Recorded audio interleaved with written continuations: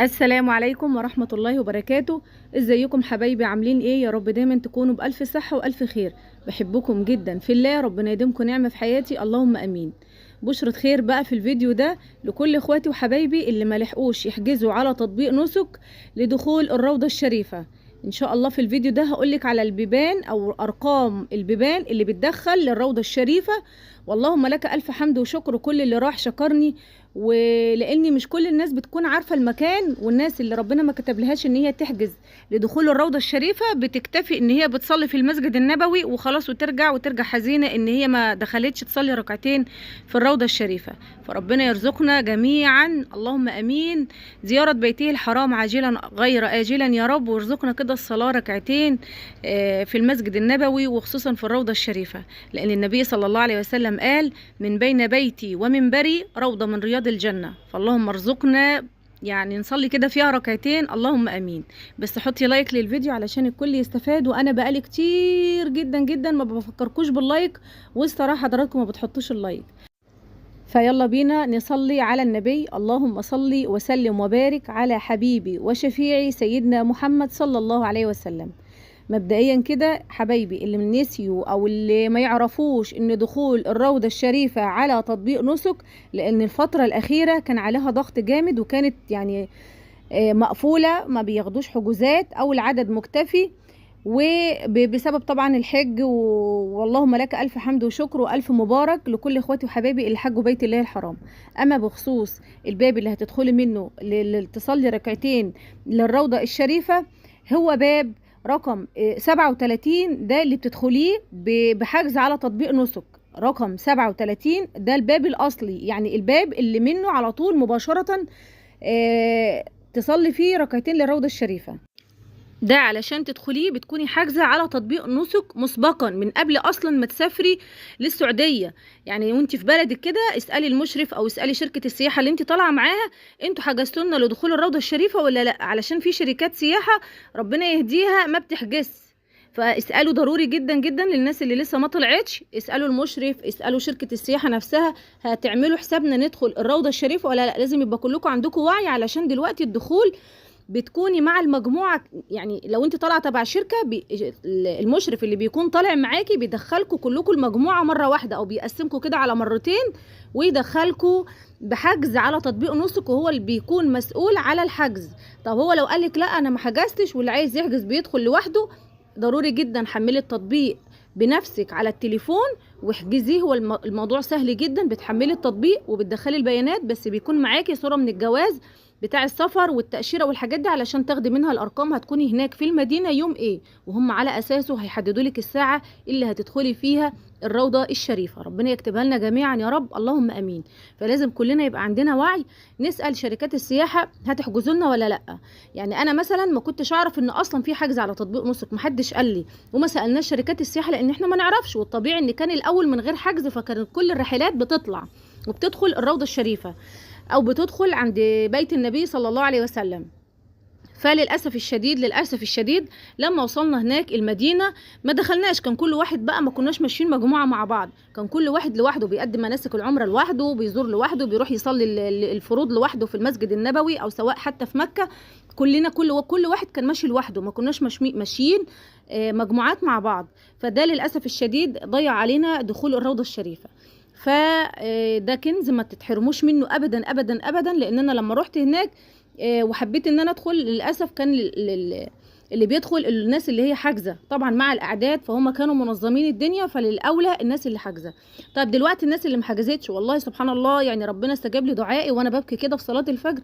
لقيت اخت فاضله بقول لهم انا نفسي ادخل للروضه الشريفه بس ما عرفتش. ففي هناك اخوات نصحوني وقالوا لي باب رقم 25 بتدخليه من غير حجز، وبرضو الباب اللي انا دخلت منه باب رقم 32. باب 25 ده الاخوات دخلوا منه، انا دخلت من باب رقم 32، ده بتدخليه من غير حجز على تطبيق نسك.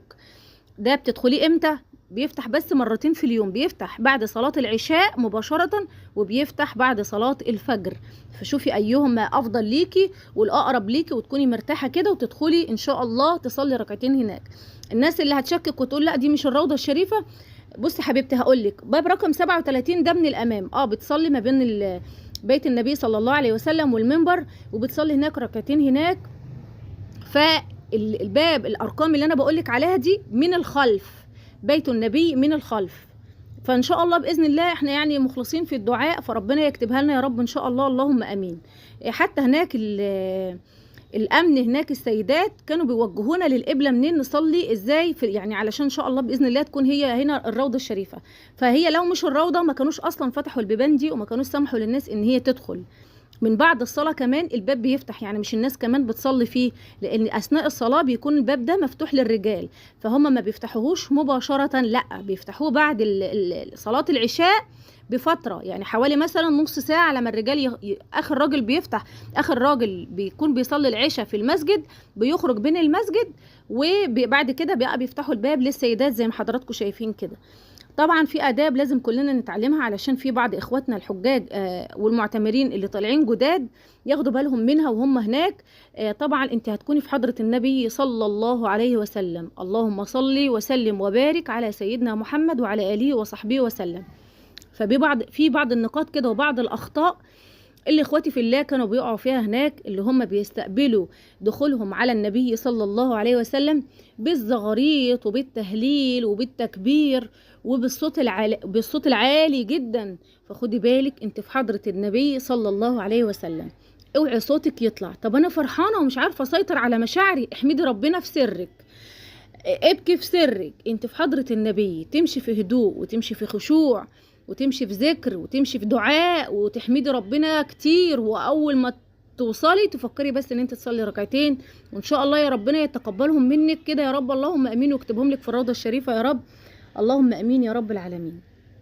فنصيحه مني لاي حد طالع العمره قريب او هو هناك دلوقتي ومحتاج ان هو يدخل الروضه الشريفه من غير حجز على تطبيق نسك، او لو حتى بالحجز، بالله عليكي انت في حضره النبي صلى الله عليه وسلم، انت قدوة لبلدك اللي انت طالعة منها، اوعي صوتك يعلى، اوعي تعاملي اي حد وتزحمي اي حد وبالكوع وتدي علشان توصلي. بصي خليكي كده في هدوء وسكينة ومعية مع ربنا سبحانه وتعالى، انت في مكان ربنا اختارك وفضلك على كثير من عباده، فاوعي تضيعي اجر والثواب اللي ربنا ان شاء الله باذن الله هيجعله في ميزان حسناتك باي حاجة تغضب الله وتغضب الرسول. فصوتك عورة، صوتك يبقى واطي، تبقي ماشيه في هدوء، صلي ركعتين شكر لله ان ربنا كتبها لك ونولها لك. بلاش بقى العنف، وبلاش بقى الزحام، وبلاش بقى الزق، وبلاش، لان انا شفت الحاجات دي بعينيا. فبالله عليكم نصيحه لاي حد طالع، مالكيش دعوه بحد، ما تقوليش انا هعمل زي الناس، ما الناس ما بتعمل يا ستي. الناس لو حتى حد بيعمل غلط خليكي انتي اعملي الصح، خليكي انتي قدوه لحد غيرك ما يعرفش تعليم وما يعرفش اداب دخول الروضه الشريف، ما يعرفش آداب الإسلام، خليكي انت علمها له. لما تلاقي حد بيعمل أي شيء خطأ صححي له. احنا كده يعني يعني انت حفيدة السيدة عائشة وحفيدة السيدة خديجة رضي الله عنهما وأرضاهم، فعايزين نبقى قدوة لغيرنا. صوتك ما يعلاش، والزغاريت والتهليل والتكبير، والله أكبر إن احنا وصلنا، الله أكبر فعلا. اللهم لك ألف حمد وشكر، اللهم دمها علينا نعمة واحفظها من الزوال يا رب، وتبقي ماشية كده في معية ربنا، وربنا يكبر بخواطركم جميعا جبرا يتعجب له أهل السماء وأهل الأرض، ربنا يكتبها لكم جميعا يا رب. ربنا يرزقكم الوقوف بعرفات عاجلا غير آجلا يا رب، اللهم أمين. ربنا يرزقنا جميعا حج بيته الحرام عاجلا غير آجلا يا رب، اللهم أمين. ونصيحة وانت بتدعي، ادعي لأولاد المسلمين أجمعين بالهداية، علشان الجيل الأيام دي يعني ربنا يهديهم ويهدي جميع أولاد المسلمين يا رب، اللهم أمين. وينجح طلبة الثانوية العامة، اللهم أمين، ويهديهم ويوفقهم ويحقق لهم كل اللي بيتمنوه، ويذكرهم كده بالأسئلة وبالمذاكرة اللي هم مذاكرينها، وينعم عليهم بنعمة التذكير ان هم يفتكروا الإجابات وقت الامتحانات، اللهم أمين يا رب. ربنا ينجحهم ويكبر بخواطرهم جبرا يتعجب له أهل السماء وأهل الأرض. اللهم صل على سيدنا محمد وعلى آل سيدنا محمد كما صليت على إبراهيم وعلى آل إبراهيم في العالمين إنك حميد مجيد، وبارك على محمد وعلى آل سيدنا محمد كما باركت على إبراهيم وعلى آل إبراهيم في العالمين إنك حميد مجيد. اللهم صل وسلم وبارك على حبيبي وشفيعي سيدنا محمد صلى الله عليه وسلم، صلوا عليه وسلموا تسليما. اللهم صل وسلم وبارك على سيدنا محمد وعلى آل سيدنا محمد كما باركت على إبراهيم وعلى آل إبراهيم في العالمين إنك حميد مجيد. اللهم أجبر خواطركم جبرا يتعجب له أهل السماء وأهل الأرض. اللهم اكتبها لكم جميعا، اللهم اكتبها لكم جميعا يا رب، واكتبها لكل مشتاق يا رب. اللهم أمين. ربنا يهدي أولادكم، ربنا ينجحهم، ربنا يصلح حالهم، ربنا يرزق بنات المسلمين بالهداية وبالزوج الصالح، ربنا يرزق كل اخواتي وحبايبي بالخلف الصالح وبالولد الصالح وبالذرية الصالحة. اللهم أمين يا رب العالمين. بحبكم.